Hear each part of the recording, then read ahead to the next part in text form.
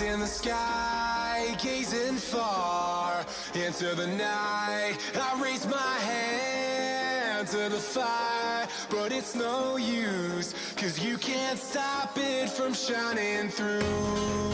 It's true, baby, let the light shine through. If you believe it's true, baby, won't you let the light shine through for you.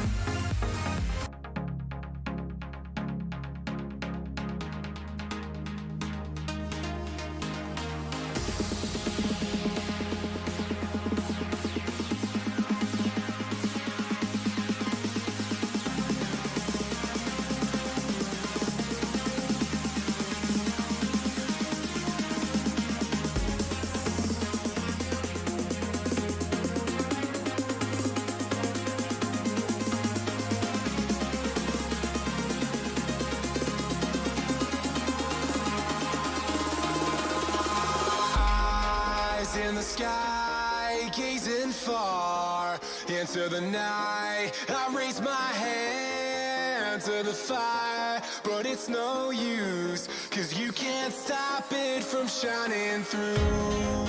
It's true, baby, let the light shine through. If you believe it's true, baby, won't you let the light shine through for you.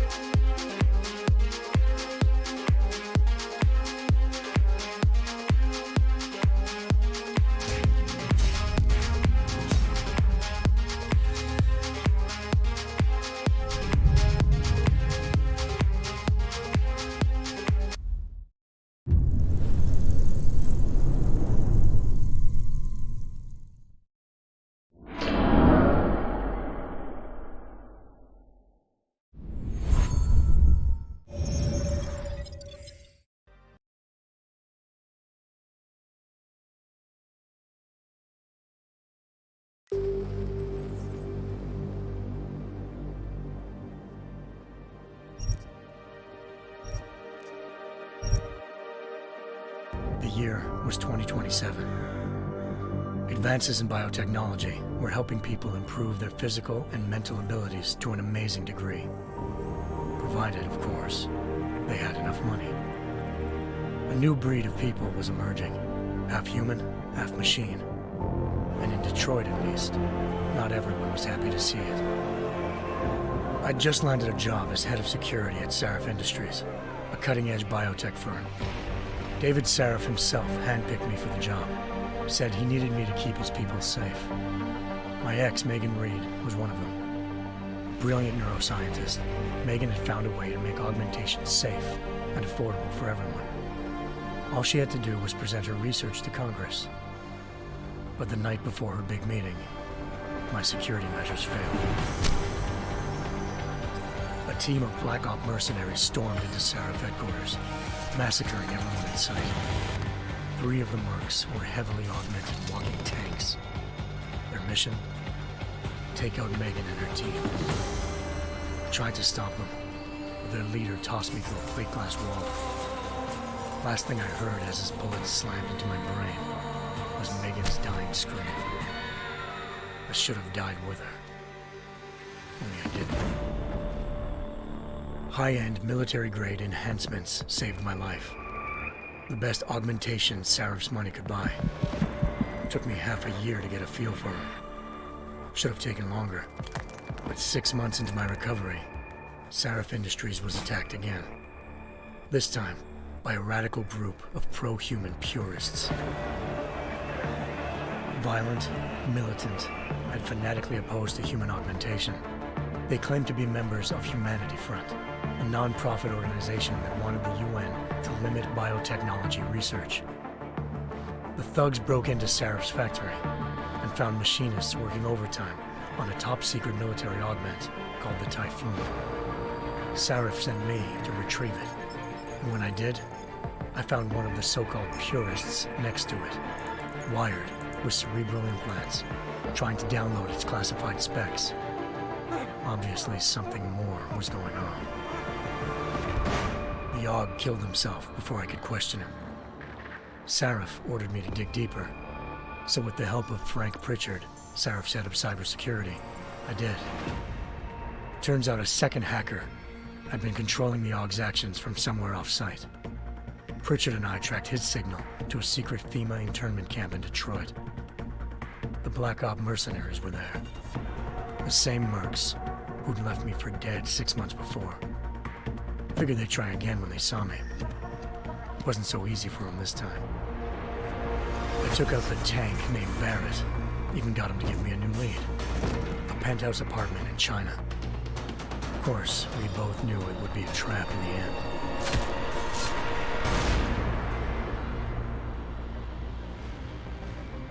Hengsha Island, China. Home to a city so crowded, they had to build a second city on top of it. Trying to find clues in Hengsha wouldn't be easy. Lucky for me, I wasn't alone. Farida Malik, Sarif Industries' ace pilot, had lived in Hengsha before. A good person to have on your side. She knew enough about the place to get me around. Malik dropped me in the lower city, close to the penthouse Barrett had told me about. Bell Tower Associates, a private security firm under contract to the Chinese government, had agents tossing the suite when I arrived. Just not for the reason I'd been expecting. Turns out the man who lived there was a criminal hacker named Van Bruggen. The same hacker who'd been remotely controlling the AUG in Sarif's factory. Van Bruggen's panicked decision to force the man to commit suicide had been a mistake. Now his mercenary partners were gunning for him, and I needed to find him before they did. Locating Van Bruggen meant playing nice with the Triads, Hengsha's organized crime lords.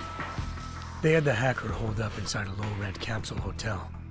By the time I found him, Van Bruggen had no qualms giving up the woman who hired him. Zhao Yunru, president of the Taiyang Medical Corporation. According to Van Bruggen, Zhao wanted to monopolize the augmentation industry and had hired Black Op mercenaries to destabilize her competition.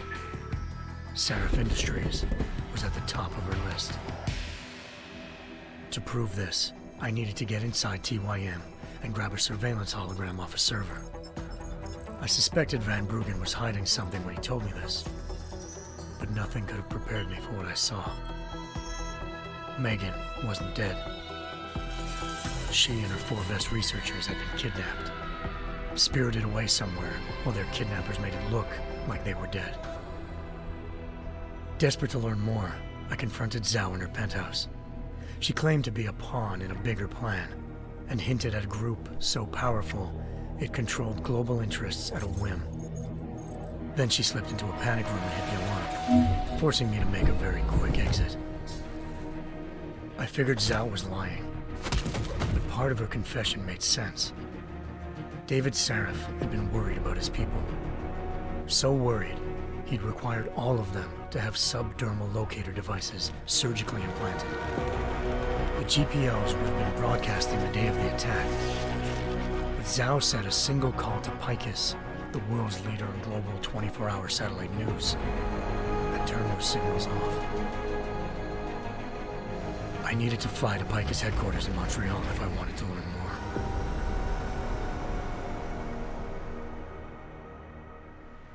Eliza Cassan, Picus Communications' First Lady of News. Malik thought I was reaching when I told her Eliza was involved in this. The world's most famous news anchor, working with a mercenary hit squad.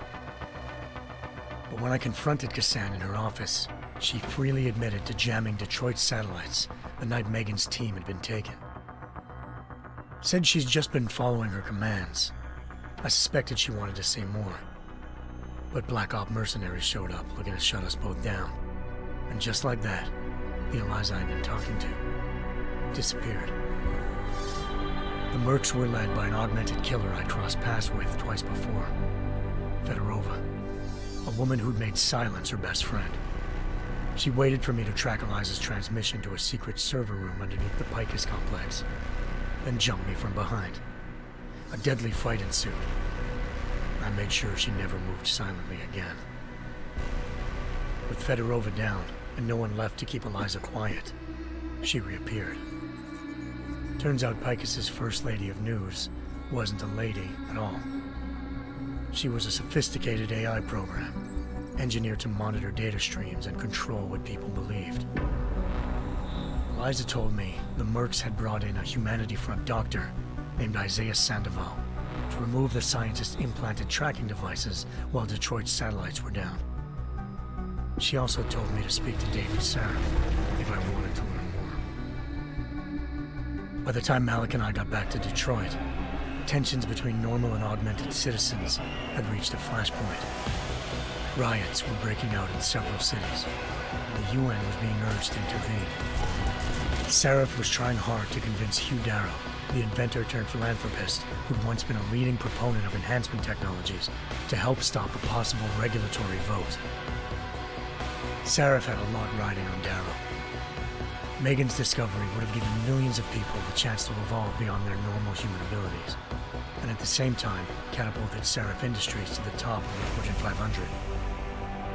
According to Sarif, Megan's kidnappers knew this, and didn't want people evolving unless they controlled how it was done. He called his enemies Illuminati, and urged me to keep searching. Determined to do so, I tracked down Sandoval via America's most outspoken augmentation opponent, Bill Taggart, Sandoval's boss and founder of Humanity Front. Sandoval admitted to operating on Megan's team when I confronted him, but said he hadn't removed their GPLs. He'd merely switched them to a different frequency. Pritchard was able to trace one of the signals to China. Malik and I immediately took off in pursuit. Unfortunately, the Illuminati were one step ahead.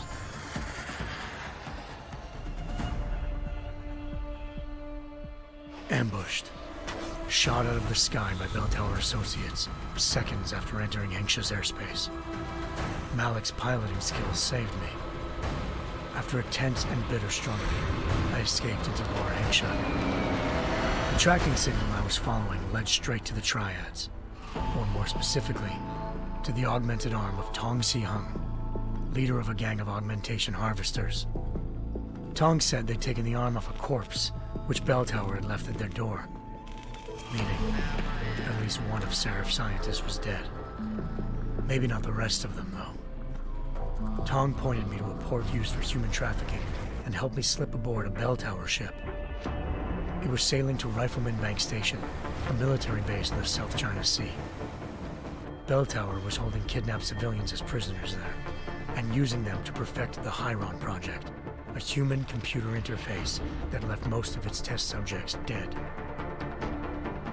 My search for Megan would have ended then, if not for a mysterious ally named Quinn.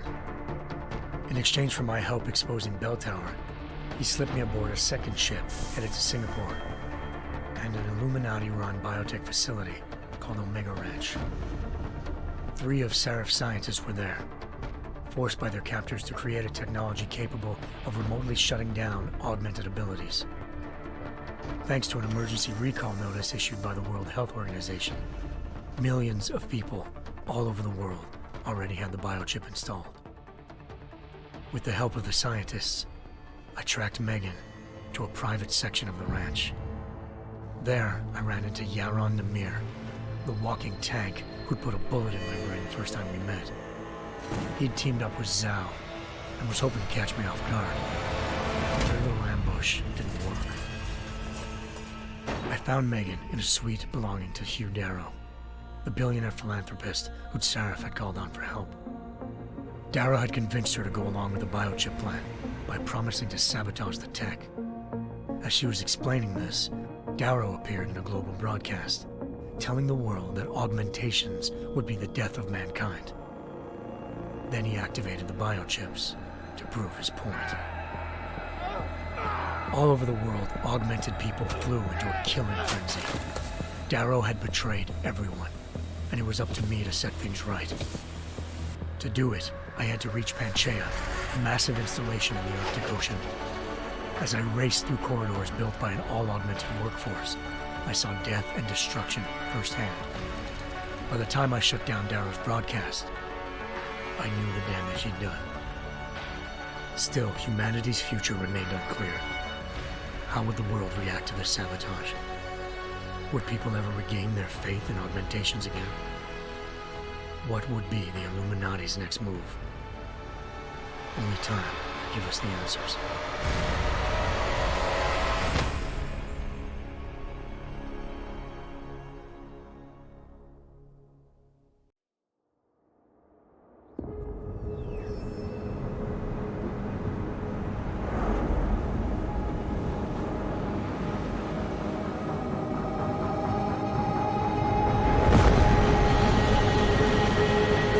I once thought I could save the world.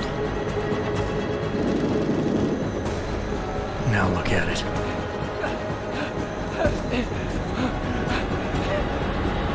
In yet another augmented terror attack, 251 passengers aboard Sister Airlines Flight 451 were killed when an augmented passenger broke into the plane's cockpit and ruthlessly butchered its flight crew.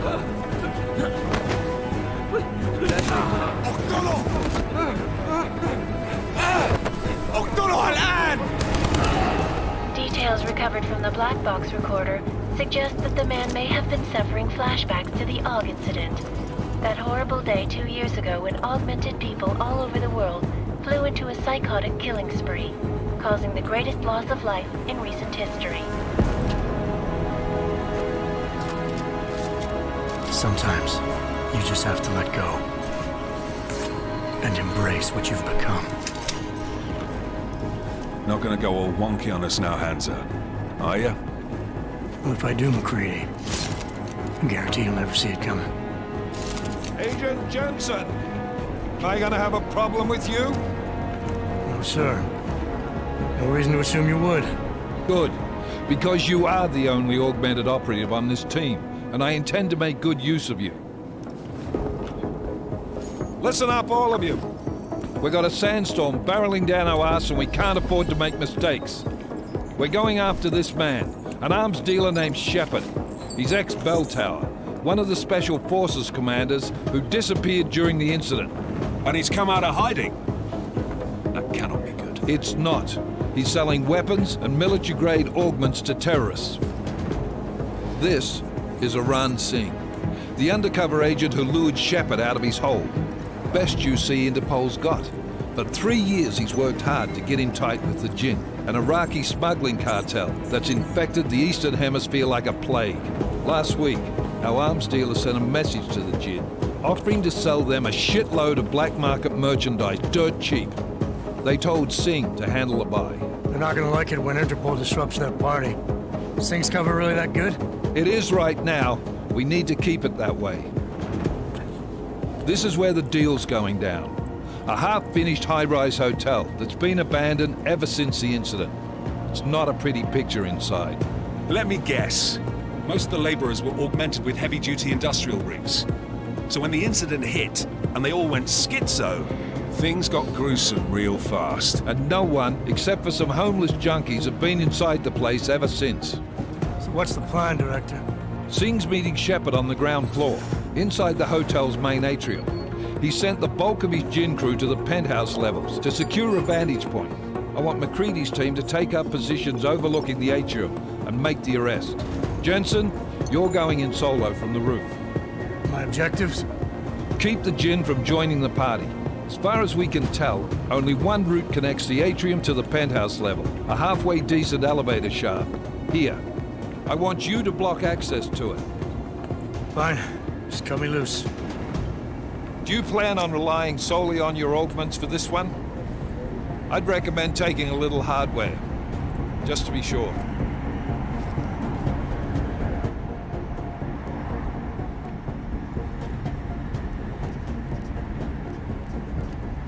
I'm not leaving my 6 exposed. Give me something lethal.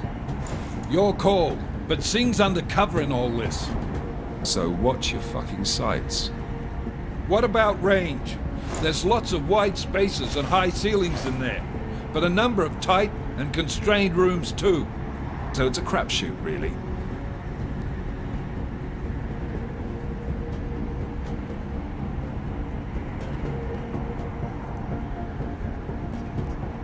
Well, I'm not looking to play dice with anyone in there. Give me something with distance. Your call. Less chance of being seen and compromising Singh that way.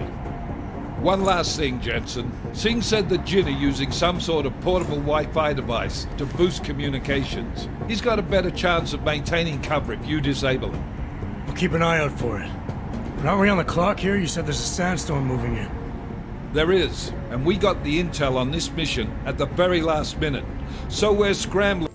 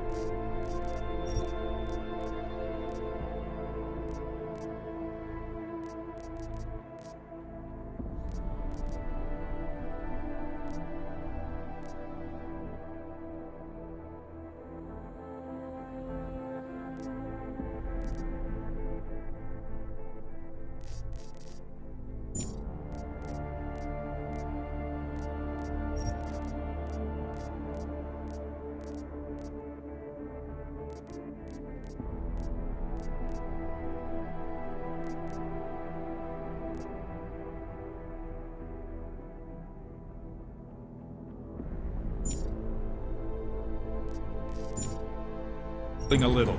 If it comes to it, your number one priority is keeping the Jinn out of that atrium. Copy that. Time to put away your happy thoughts, gentlemen. We're approaching the target building. You're up first, Jensen. Let's do this. Task Force Actual. This is Knife Leader. Engage Hush drives and descend to Angels 1-5.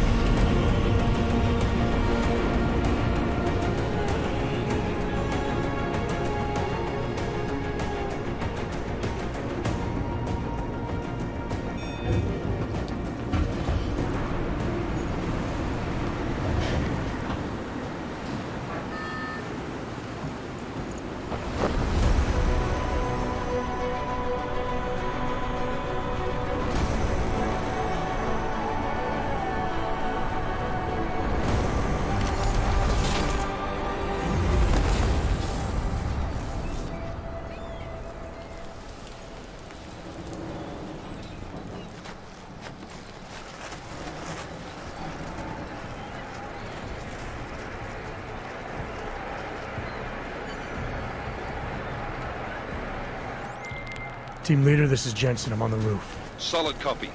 Move into the building.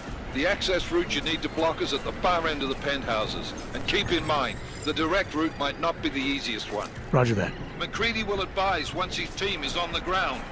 Miller out.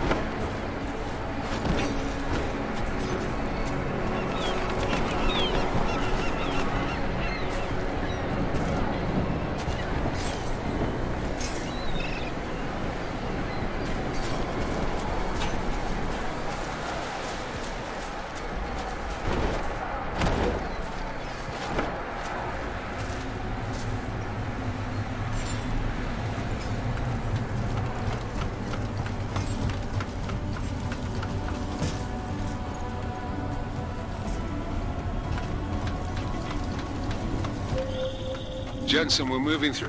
Oh, fuck! What's wrong? The Jinn have got a few Jennies up and running. Gonna have to hack keypads.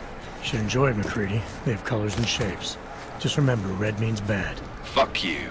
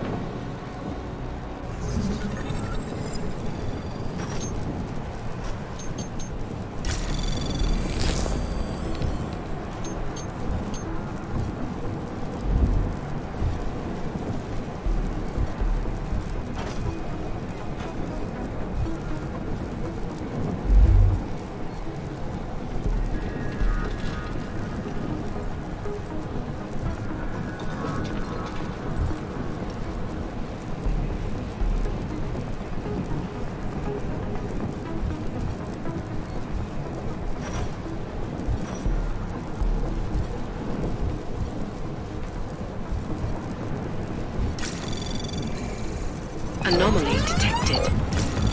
Trace program initiated.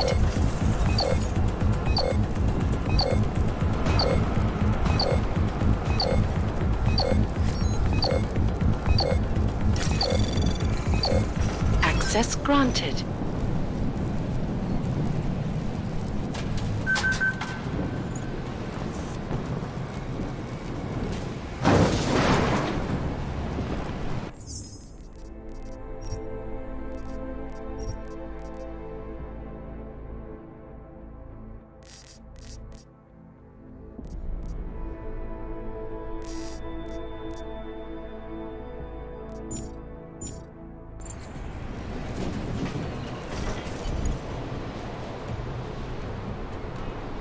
Damn squatters. I think that was the last one. احنا ما بدنا احد تاني يحطها.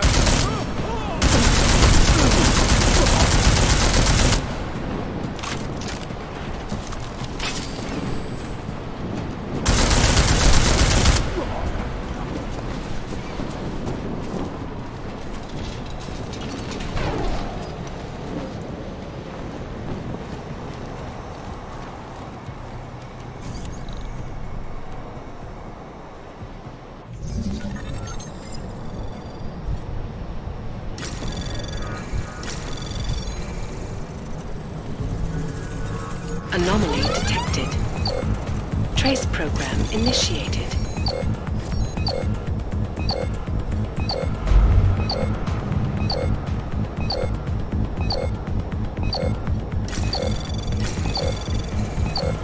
Access denied.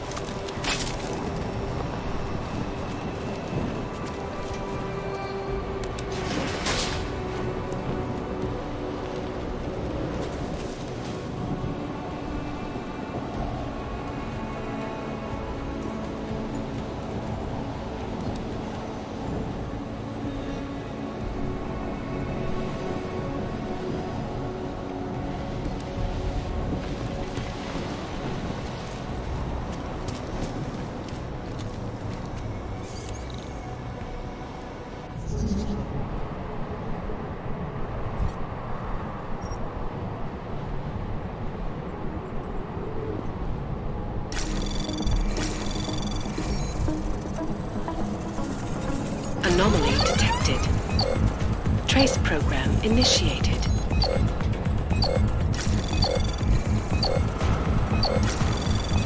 Access granted.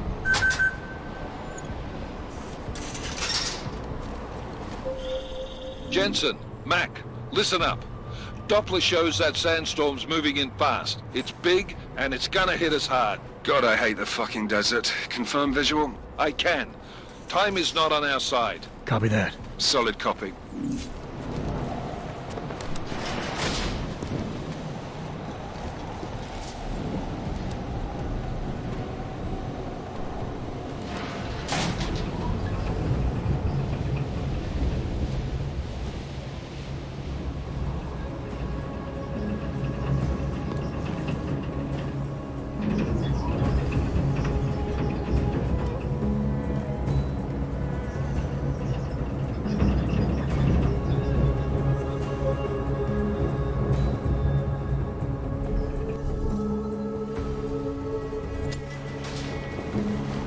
سمعت الدولة.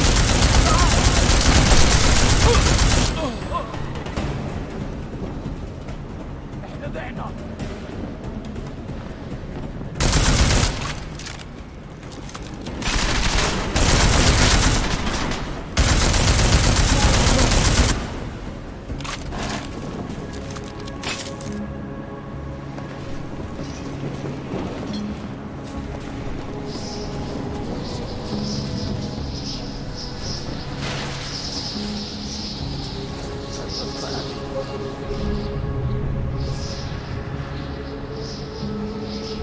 Installed the signal booster already? Oh. النهارده. Didn't sound like one of us. I told you to watch your back.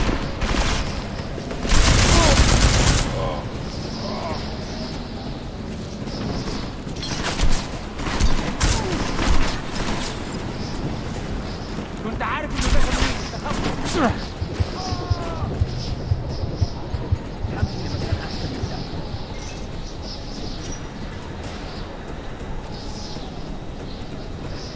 بس اوعدك انه هيكون بسرعه.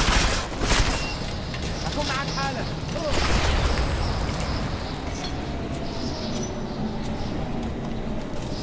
This cutting is down.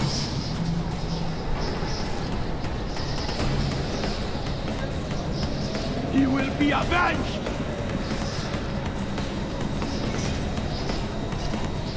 I'm moving.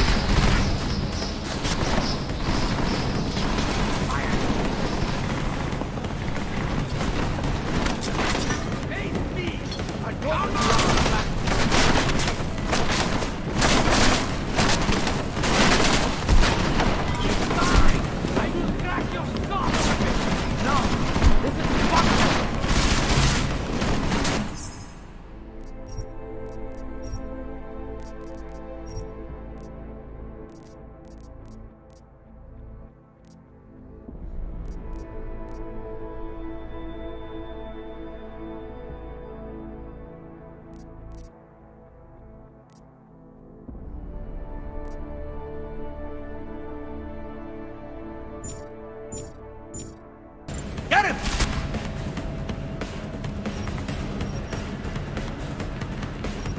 Cover me!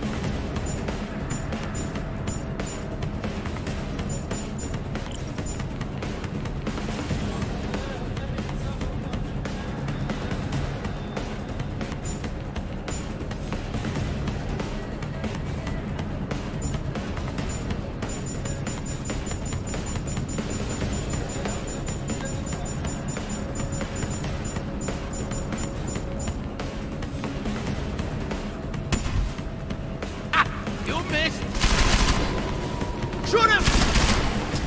Oh, shit!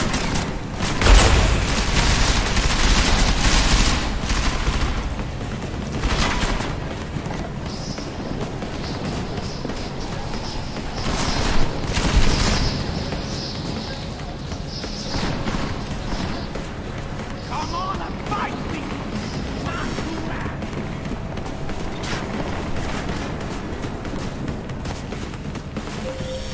Jensen, what's your 20? Working my way through the penthouses. Remember to keep an eye out for the Jin's communications booster. If you can, disable it. Roger that.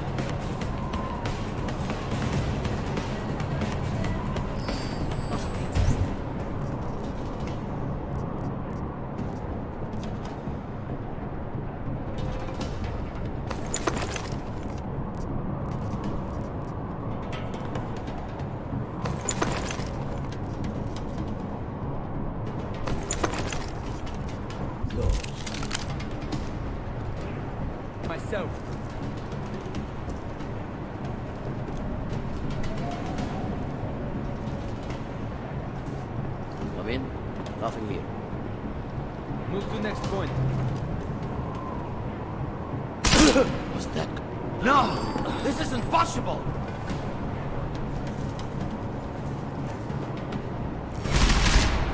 Ah! There you are! The apartment!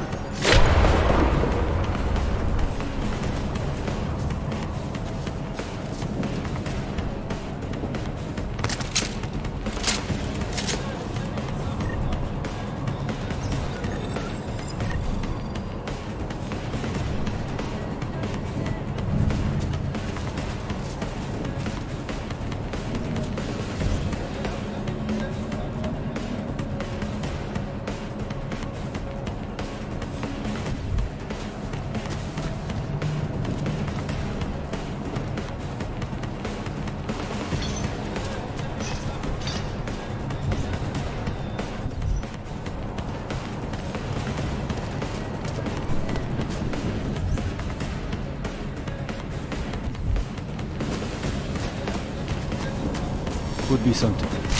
He does on the balcony!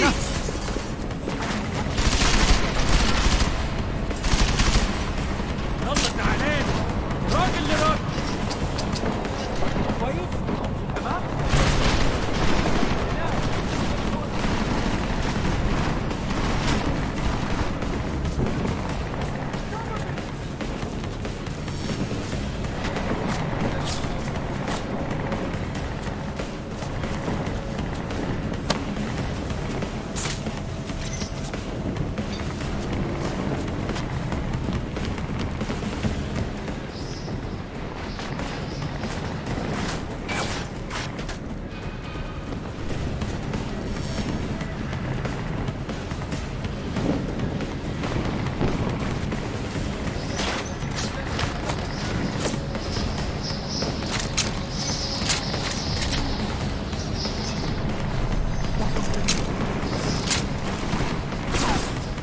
هتموت وهتشحن ليه عننا؟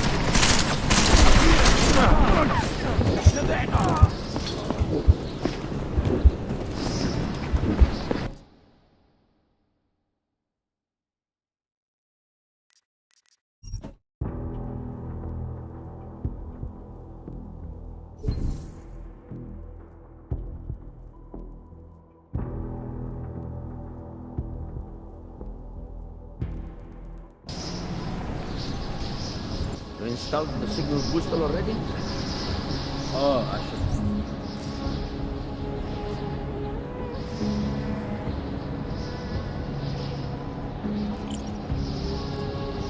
عشان نخدم المخازن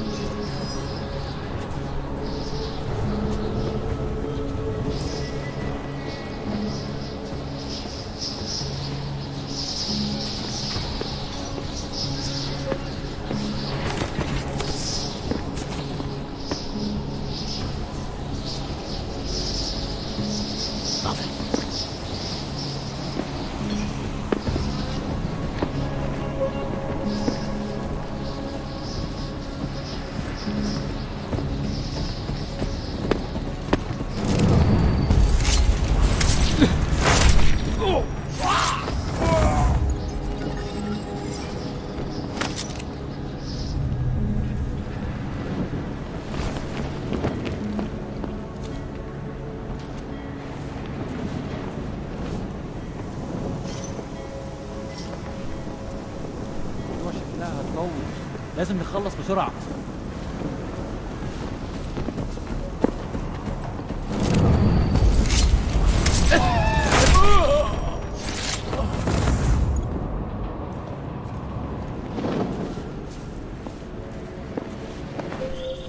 Jensen, what's your 20?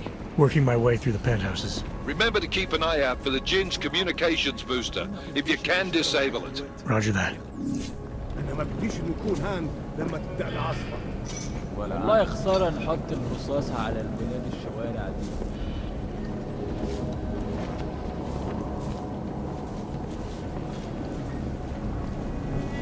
لا مفيش حاجة هنا كمان. وفي حاجة؟ مش سامع بس.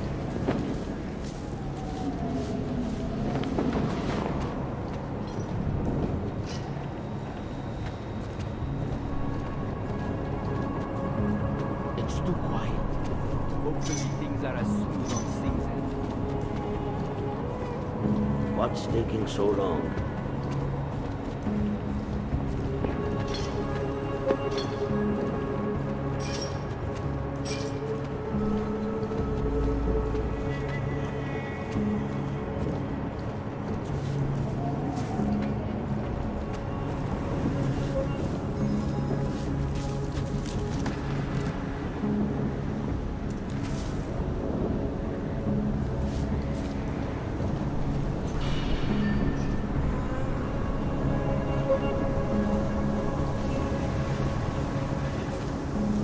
Never have come here.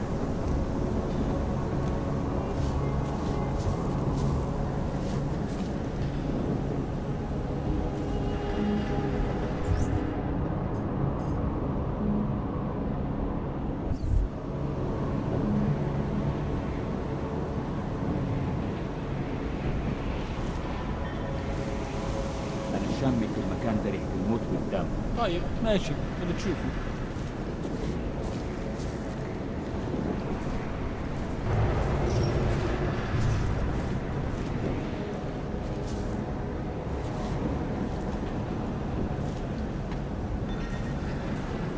في حاجة عندك؟ لا. جيت يطلع لنا مصلحة حلوة كده في الموضوع ده. الجو ابتدى يحرر قوي. العاصفة الرملية بتقرب بسرعة قوي. معلش ما كنتش سامعك.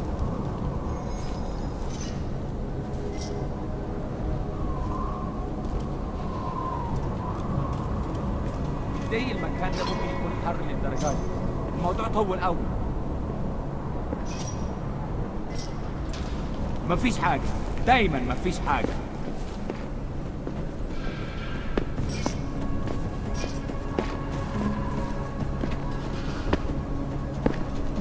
الجو ده بهدلنا بسرعة على رجل 50. سامعك.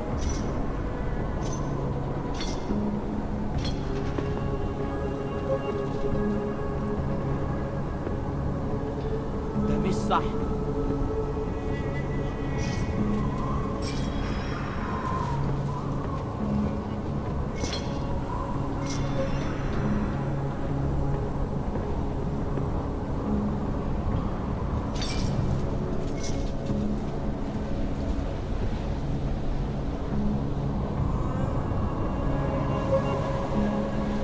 الجو ابتدى يحرر قوي.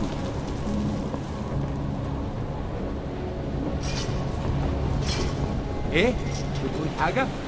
طبعا طبعا.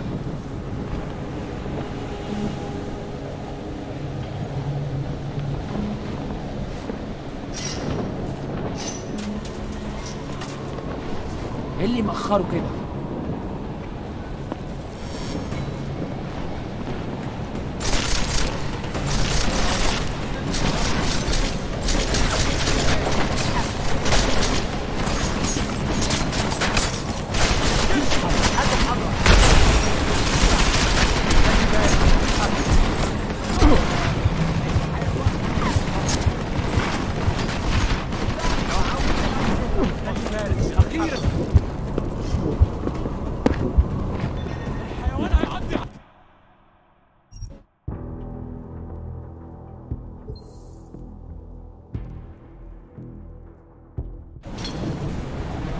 المنطقة كلها متأمنة.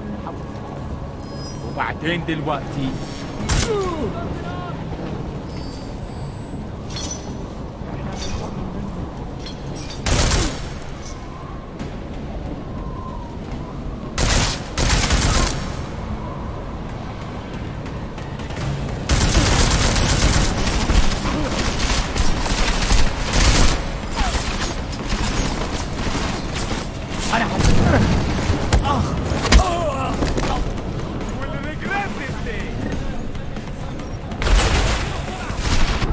مش هينفع استنى هنا.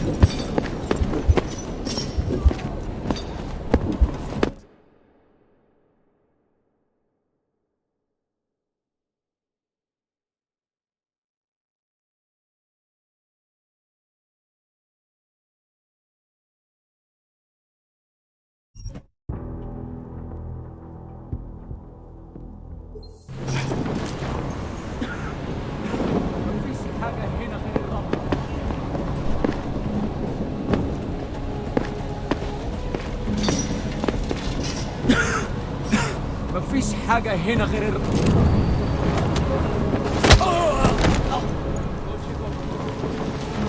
وطي وشوف الطريق الأول. خلي عيونك مفتحة. راوزي خده في حتة بعيد.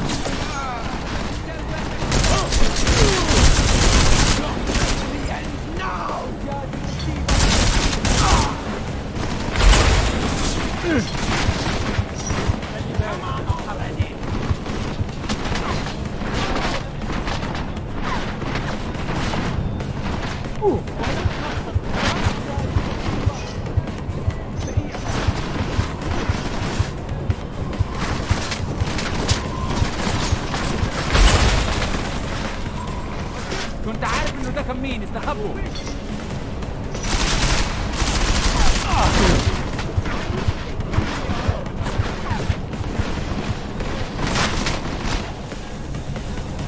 Close! Too close! You will die begging!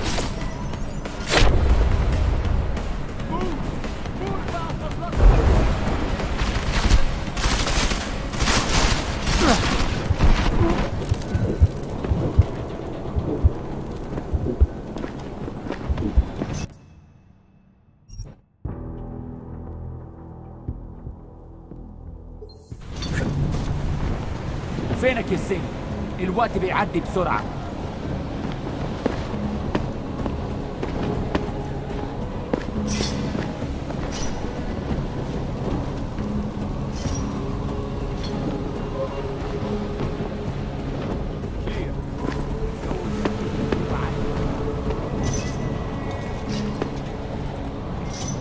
المنطقة كلها متأمنة. حول. ايه؟ بتقول حاجة؟ طبعا طبعا.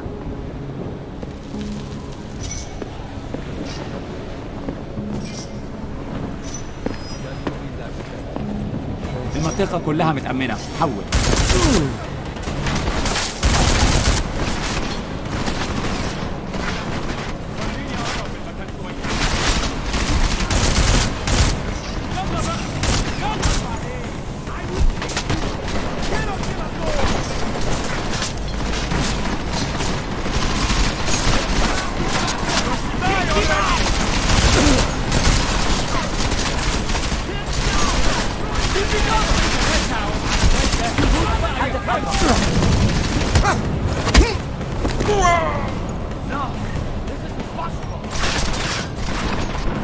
Take him out!